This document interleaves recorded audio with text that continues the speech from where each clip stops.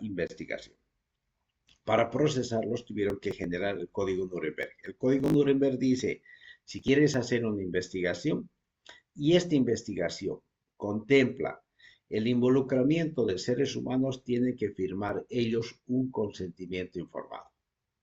Si yo quiero hacer una investigación, por ejemplo, acerca de lo que hablábamos, los factores de consumo de droga de estudiantes de medicina, yo tengo que hacerles firmar un consentimiento informado, donde se dice ahí, yo, qué sé yo, Cristian Terrazas, autorizo dar la información acerca de los tópicos respecto a la siguiente investigación.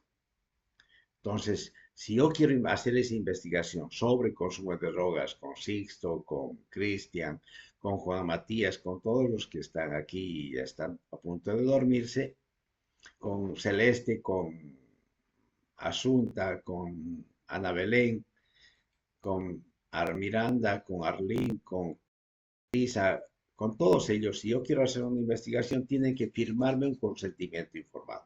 Quiere decir que esta investigación está basado en lo que ustedes aceptan. Y entonces, eso es el código Nuremberg. Con esa excusa, entonces se planteó y se dijo, no, lo que hicieron los judíos ha sido sin consentimiento y por consiguiente es delito.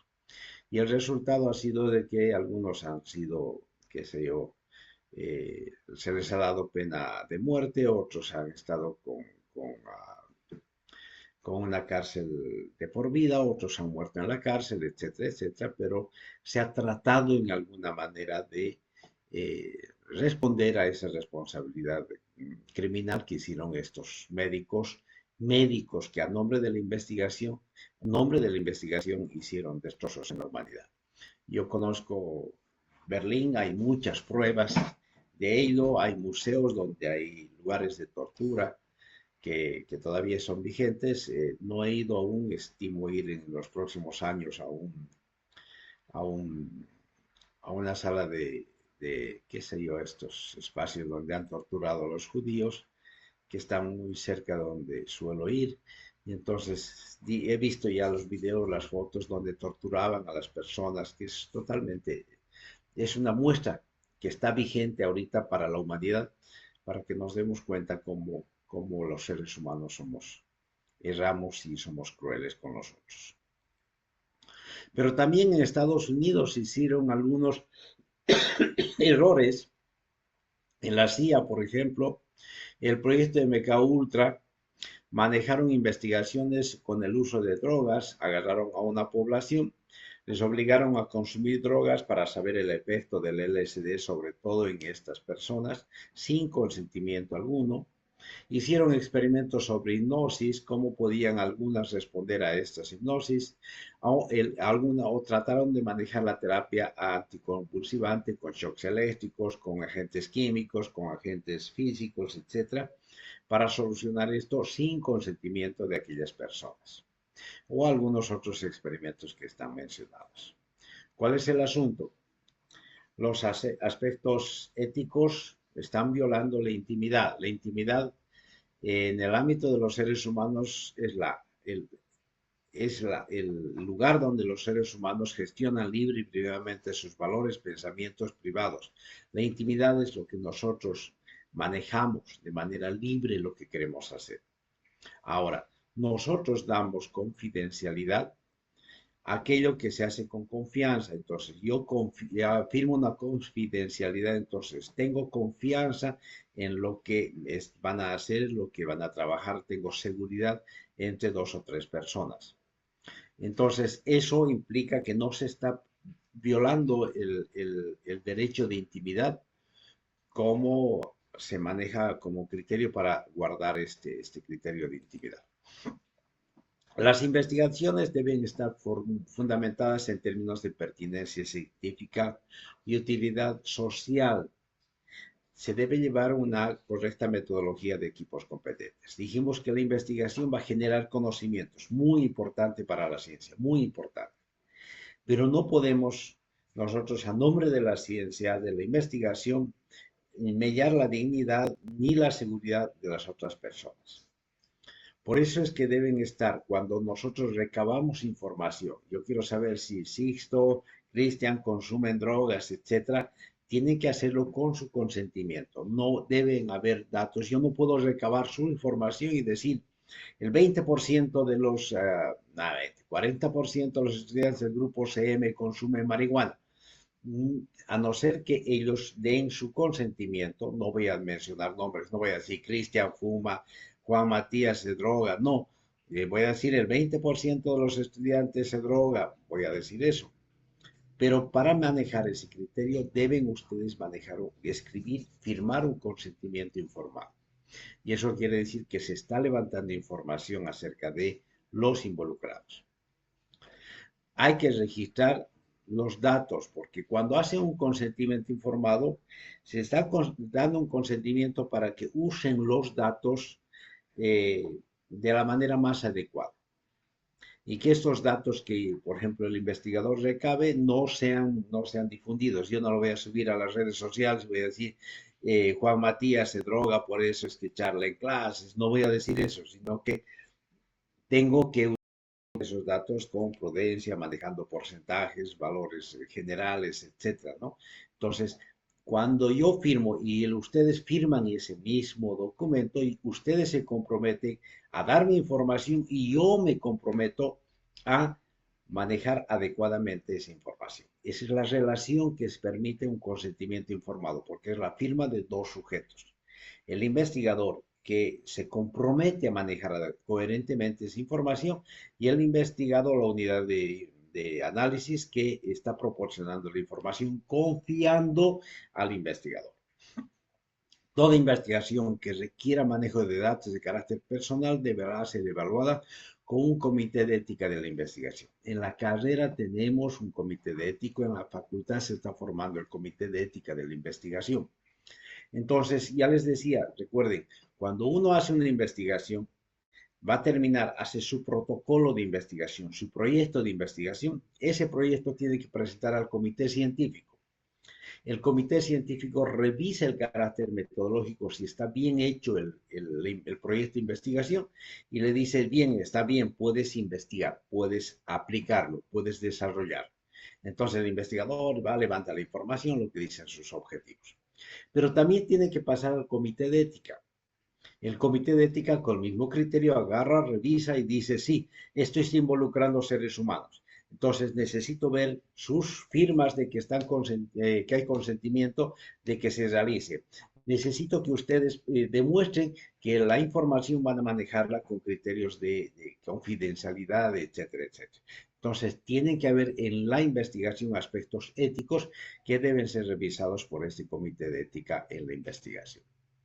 El responsable de la información y los investigadores deben asegurarse de que la información que contiene datos de carácter personal sea manejado por profesionales sanitarios o personal sometido al deber secreto. El compromiso de manejar bien los datos. El compromiso del responsable de la información. O sea, debe haber primero un consentimiento firmado entre ambos y medidas de seguridad puestas en marcha para evitar problemas de quiebra de esa confidencialidad. Debe protegerse los datos. Debe cumplirse la normativa reguladora que protege el uso de los datos de los pacientes que nos gustaría usar en nuestros registros. Es fácil agarrar y decir, vamos a hacer una investigación sobre la tuberculosis en el Hospital San Juan de Dios. Es fácil. Ellos querrán formar parte de la investigación. Le estamos sacando información por el hecho de que están en una universidad, en un hospital público. Nada, tienen que firmar consentimiento informado. Hay factores de la investigación ética, porque la investigación es ética, porque contempla algunos principios de valor. La investigación debe buscar siempre la salud o el conocimiento nuevo, eso es lo que busca. Tiene que tener validez científica, es decir, coherentemente metodológica. La selección de estos recursos debe ser adecuado, por eso vamos a trabajar cómo utilizamos una muestra, un universo. Hay que manejar la relación equilibrio riesgo-beneficio por el criterio de, qué sé yo, voy a disminuir mi riesgo, pero para beneficiar como resultado. De ahí tenemos la huella del COVID, por ejemplo. Cuando aceleradamente se pidió que investiguen sobre una vacuna porque el COVID nos estábamos muriendo, entonces hicieron un balance costo-beneficio. Puede que afectemos a alguna población, pero el beneficio va a ser mayor y fue así, ¿no? Afectaron a alguna población con algunos ensayos en vacunas, se ensayaron con seres humanos con consentimiento informado, pero el beneficio fue mayor y hemos parado una epidemia aún después de habernos destrozado a nivel mundial. Por eso es que el consentimiento informado es el factor más importante para poder trabajar procesos de investigación que involucren seres humanos y el respeto a los seres humanos de manera permanente. El consentimiento informado se define, es la información acerca de los procedimientos de investigación. Cuando hace un consentimiento informado hay que informar cómo se va a hacer la investigación, cuál es el riesgo o beneficios que va a tener la población a partir de la información que se obtiene o a partir del proceso de investigación. Estas personas que están involucradas, que van a dar la información, deben dar, o sea, su consentimiento basado en lo que están comprendiendo, debe demostrarse la comprensión. Yo no puedo decir nada más, firmen aquí y como ovejas firman, así digo, personas firman. No, tengo que asegurarme que han comprendido lo que están firmando y su consentimiento a formar parte de eso. Y ello genera un consentimiento voluntario para poder manejar la información que pueda tener utilidad en ese aspecto. ¿Ya? Esto está ligado a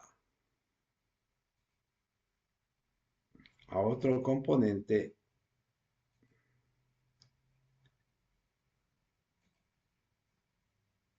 Ahora están viendo qué es el conflicto de intereses. Muy ligado a esto, ya vimos que en una investigación hay que lograr un consentimiento informado, porque hay intereses que van en conflicto.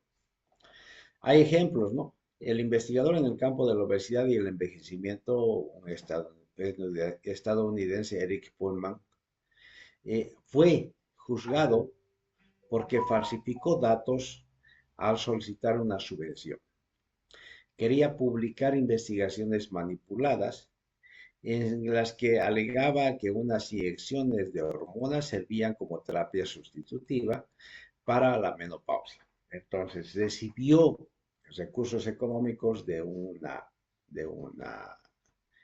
eh, de una firma farmacéutica y modificó su investigación para demostrar que eso tenía un beneficio. Se hace famoso cuando fue juzgado y condenado a un año y un día de prisión por mala conducta científica. Entonces, eso es inadecuado, es uno de los grandes errores, un ejemplo. Hay otros casos, una persona murió como consecuencia de su participación en un estudio en la terapia génica realizado en la Universidad de Pensilvania. Se descubrió que tanto el investigador como la institución tenían intereses con una empresa que fabricaba una terapia que había sido metida en el consentimiento informado. Maneja un consentimiento, pero no autorizaron esta, o sea, no la metieron en una terapia determinada y obviamente con intenciones negativas. Y como respuesta a eso, la persona murió. La Sociedad de Terapia Genética adoptó como política que todo investigador directamente involucrado en la selección de pacientes en el proceso de obtención, en el manejo, no puede tener acciones en la empresa, con la empresa patrocinadora de estudio. Vale decir que hay que tener mucho cuidado con quién está patrocinando el estudio, porque puede tener una intencionalidad muy efectiva. Se maneja mucho conflicto de intereses.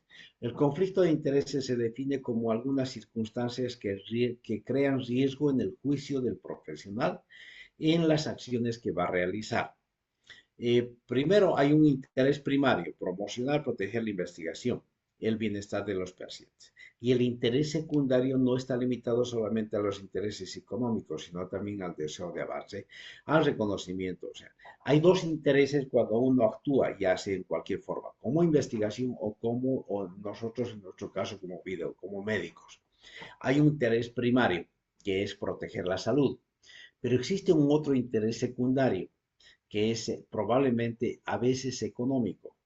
Entonces, nuestras acciones se manejan con esos dos tipos de interés. Yo voy a atender a un paciente, obviamente mi interés primario es que el paciente solucione su problema de salud, pero hay un interés secundario, quiero que me pague, porque de eso tengo que...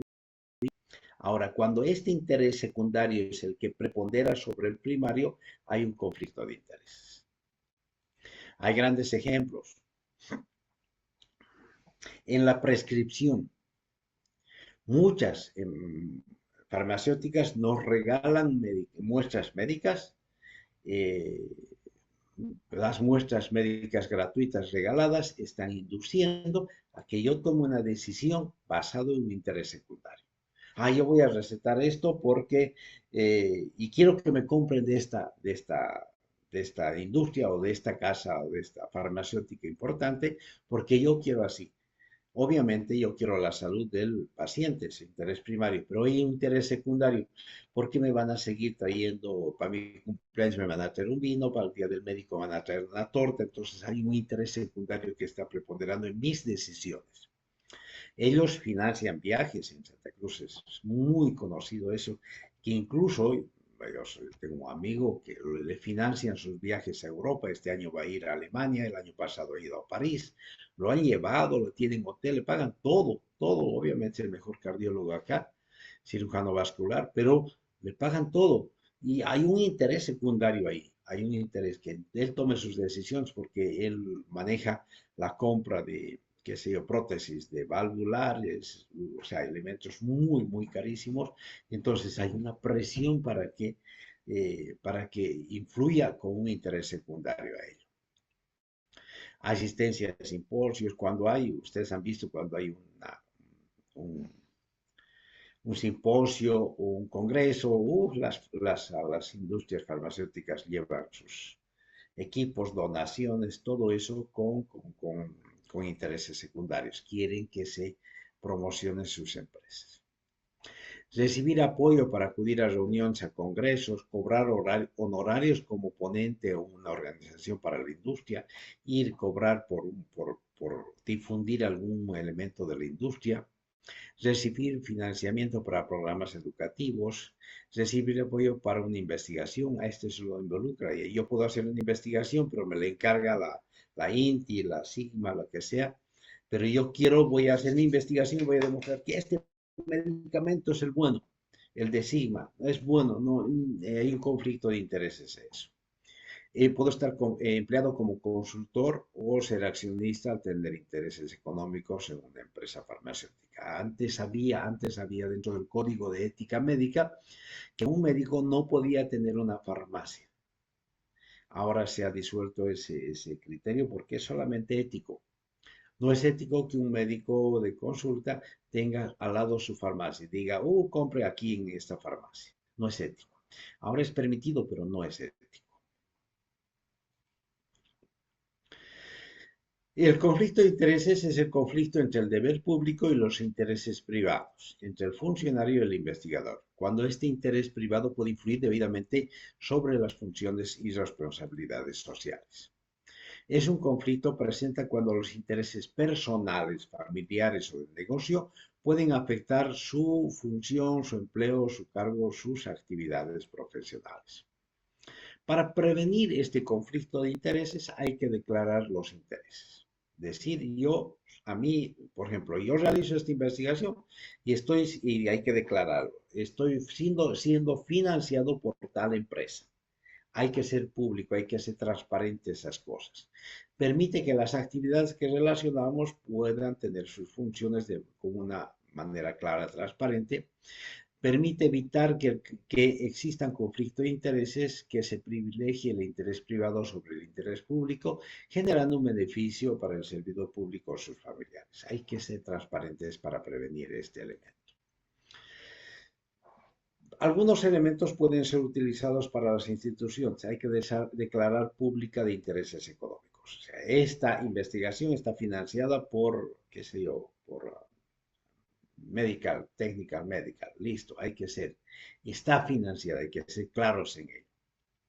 Las revisiones externas, hay que someter la investigación a una revisión del comité de ética. Modificar estos proyectos de investigación de manera que se manejen consentimientos informados.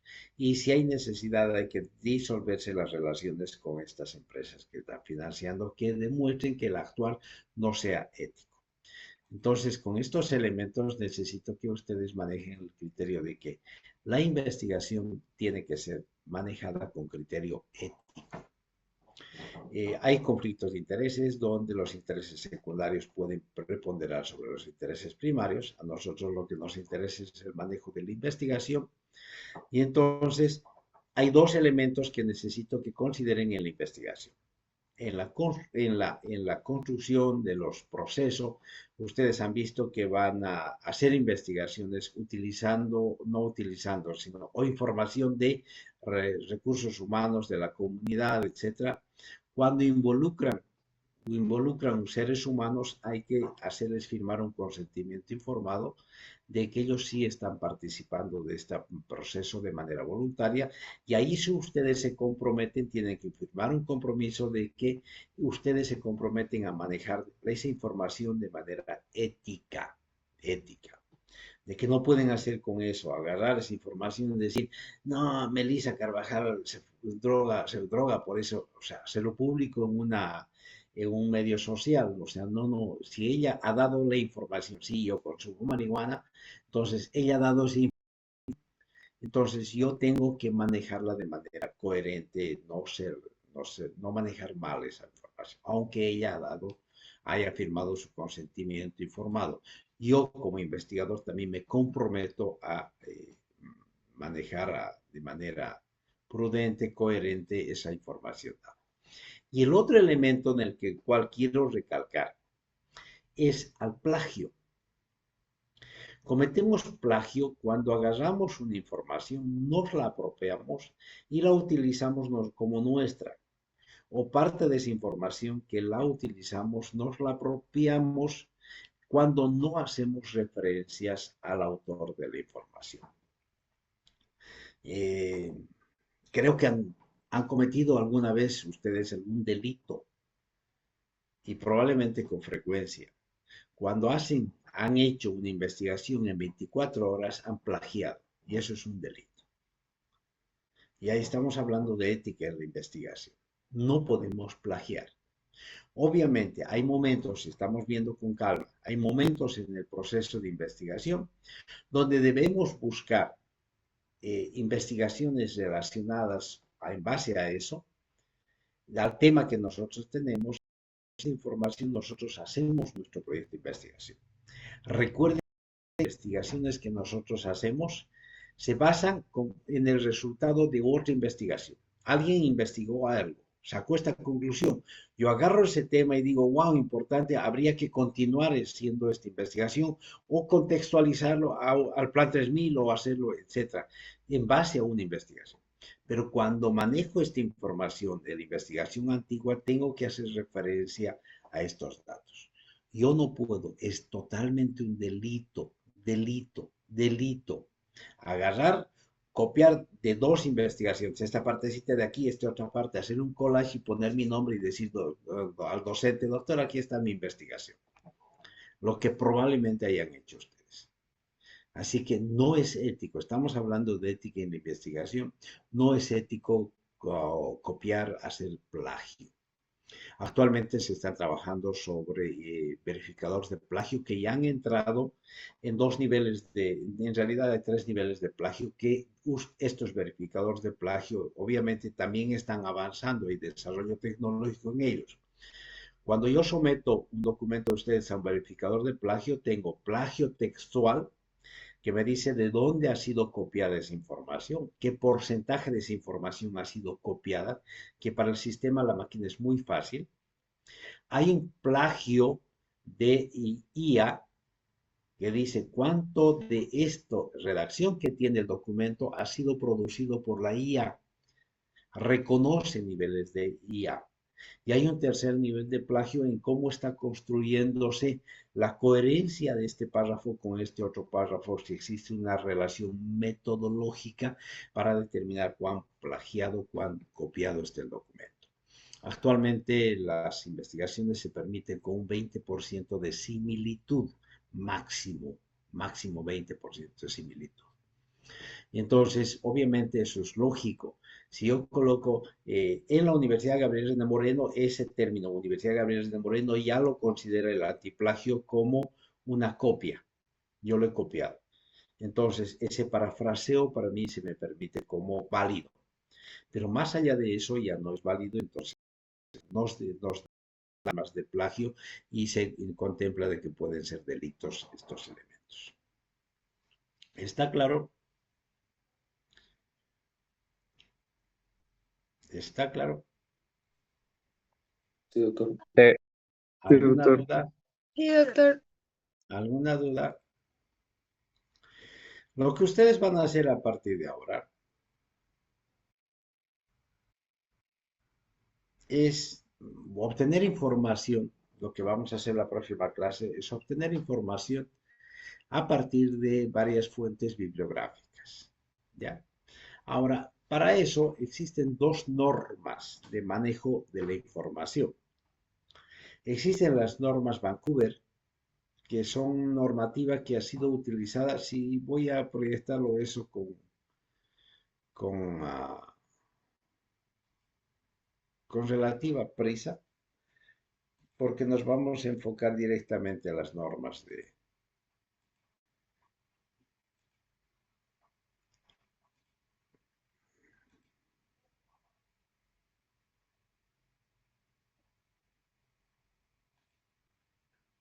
¿Están viendo normas Vancouver? Sí, doctor. Ya. Las normas Vancouver, un conjunto de pautas para presentación de manuscritos científicos en revistas biomédicas, cuyo objetivo es estandarizar en forma en cómo se citan las fuentes y elaborar las referencias. Surgen de una reunión de editores de revistas médicas en Vancouver, por eso se llaman normas Vancouver. Se publican desde el 78-79. Un grupo fundó el Comité de Revistas Médicas. Ellos son los que crearon las normas Vancouver.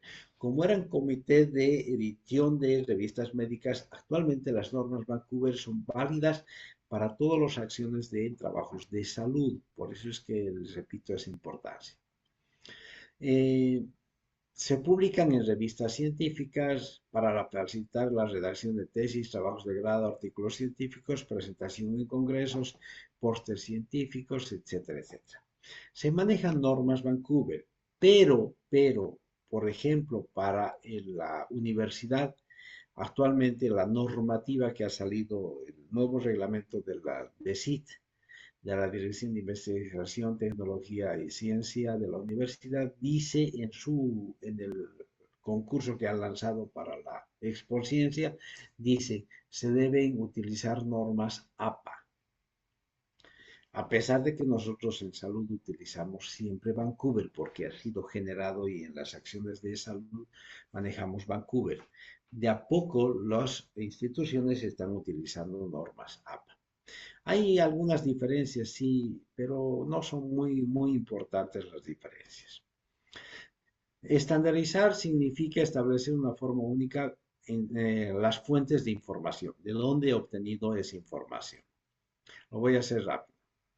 Implica el uso de un formato numérico, tiene que tener un formato numérico, una lista de referencias, y que va a facilitar la revisión y la localización de las fuentes y la comprensión para evitar las ambigüedades. Es decir, las normas, y en todas las normas de APA y Vancouver, primero implican un número y una referencia, o sea, en el documento se escribe el lugar de donde se obtiene la información y después tiene que haber una lista de al final la bibliografía, la lista de donde se ha obtenido esa información. Tienen como propósito uniformar de manera que cómo se citan las referencias. Ese es el objetivo. Garantizan la claridad de la información, la transparencia científica y la autoría intelectual, porque lo que hacen es prevenir el plagio académico. Contribuyen a la ética en la producción científica, facilitan el trabajo editorial y la revisión por pares. Eso facilita que los que revisamos podamos revisar esta información que sea éticamente adecuadamente hecha. ¿Cómo citar dentro de las normas Vancouver? Dentro del texto del documento 1 que está realizando, utiliza un sistema numérico, vale decir, con un número entre paréntesis o un superíndice, el número representa la fuente de la lista de referencias. Por ejemplo, alguien escribe, la tuberculosis continúa siendo un problema de salud pública en muchas. Coloca 1 entre paréntesis. Esto hace referencia a que en el final del documento, en la lista de bibliografías, el número 1 corresponde a este libro, esa fuente. Se ha extraído de este libro, de este año, este editorial, todo. En el documento solo se coloca como un número entre paréntesis o como un subíndice, cualquiera de los dos. Este número es correlativo. Entonces yo ya tengo que citar otra fuente, ya le coloco el 2. Cito otra fuente, ya le coloco el número 3. Entonces eso quiere decir que el revisor va a ir, ¿de dónde habrá sacado esa información? Me voy al número 2 y en la lista voy a encontrar la referencia de dónde se ha obtenido esa información. Si voy a volver a citar el mismo libro, tengo que poner otra vez el mismo número. Se hacen citas múltiples cuando qué sé yo, pues esa información la he obtenido en 2 o 3 libros, entonces puedo hacer entre paréntesis todos estos. El número va después del punto final, coma o al final de la idea. Esos son aspectos muy pequeños. No se incluye el apellido del autor del texto. No se usa el nombre como en el APA. Solo se menciona, o sea, no se coloca como aquí, según García, número 2, nada. Lo correcto se ha demostrado previamente el número 2, solamente se maneja el número de donde se ha extraído la información. En el APA vamos a ver enseguida que se maneja el nombre del apellido. Ejemplo, el uso racional de antibióticos, aquí está, esto está referido por en la lista está como número 3. Permite una lectura, eso permite que uno pueda leerlo más fluido sin tener que detenerse en estos paréntesis, en estas referencias. La lista de referencias, lo que está al final, es una lista de trabajo, contiene de acuerdo al número, el orden es de acuerdo al número de aparición de las referencias bibliográficas, y por eso es que está 1, 2, 3. Tiene un orden numérico secuencial. Es un solo estilo para todos los tipos de fuente. Maneja artículo, libro, tesis, web, etcétera, para todos. No se repiten referencias, no se puede repetir en la lista 2 veces la misma referencia, no, nada, no, es una sola vez. No se usan viñetas ni sangrías, etcétera. Por ejemplo, esto se ha obtenido Patiño A. Sánchez F. El libro es Infección Respiratoria Aguda de Niños Menores. Es una revista médica de La Paz del 2020. Está citado en la página de la 135, en la página 42, etcétera, etcétera. En el libro tal cosas. Entonces, esta es la lista de información bibliográfica que ha sido manejada de acuerdo al orden del cual se ha sido referencia a un principio. Si la fuente es un artículo de web, de página web, pues maneja la OMS, maneja hipertensión, etc. Y hay que colocar el URL, es decir, la dirección de donde se ha obtenido esa información. En una tesis, por ejemplo, en un estudio comparativo de donantes, toda la información debe estar estructurada y bien referida de acuerdo a un orden que vamos a verlo probablemente más adelante. Esta lista de referencias debe estar ordenada, como les decía, de orden numérico, de acuerdo a cómo ha sido aparecido en el libro. Tienen que tener un formato especial para cada tipo de fuente, no puede cambiarse, ¿ya? En los artículos de revista, las revistas científicas, título del artículo, el volumen, por ejemplo, apellidos, Salazar y la inicial. Díaz, apellido y la inicial del nombre. El título del artículo, incidencia de asma en adultos jóvenes. La abreviatura del resumen, o sea, la revista se llama Medicina, Medbol se llama. El año 2024, digo 2022. El volumen de la revista, el volumen 41, el número de la revista 30, número 3 y las páginas de donde se ha obtenido, en la página 122 y en la página 8, si es un artículo de revista. Entonces debe tener siempre ese orden, el autor, el título del libro y las publicaciones.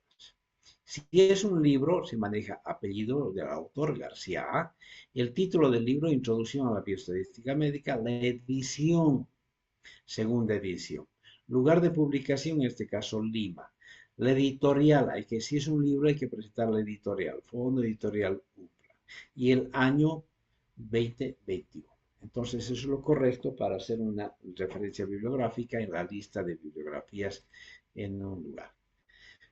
Cuando se usa un capítulo del libro se maneja igual, iniciales, ediciones, título del libro, etcétera, etcétera. Por ejemplo, en este caso se maneja solamente el capítulo, fundamentalmente la página entre 87 y 103, o sea, solamente entre esas dos páginas está elegido eso. Si es un sitio web, hay que colocar el autor. Si es que hay muchos sitios web no tienen autor, no se coloca. Si el título que se obtiene del documento, el título que está en internet, el lugar, Organización Panamericana de Salud había tenido autor. El título era Enfermedades Transmisibles, que está en internet.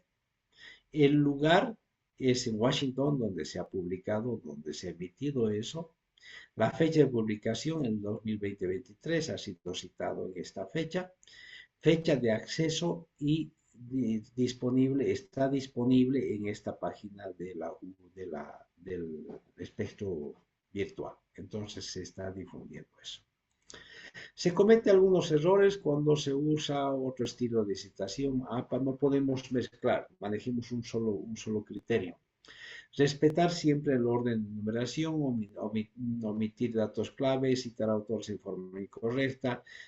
También se cometen algunos errores aquí, a veces voluntarios, que uno trata de copiar varios elementos por llenar su lista de información bibliográfica, pero no está haciendo referencia en el documento. Entonces, esas cosas habría que cuidar. Espero haber sido breve en esto porque lo que vamos a trabajar este año, en total voy a averiguar eh, si realmente vamos a seguir usando esto o vamos a entrar con normas APA. En todo caso, muy brevemente también quiero que ustedes vean con qué consiste la normativa APA.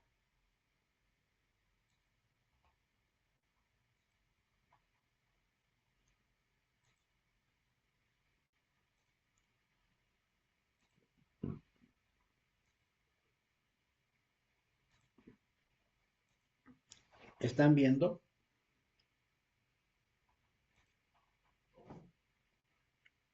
¿Qué están viendo? Se ve la diapositiva. ¿De qué? Normas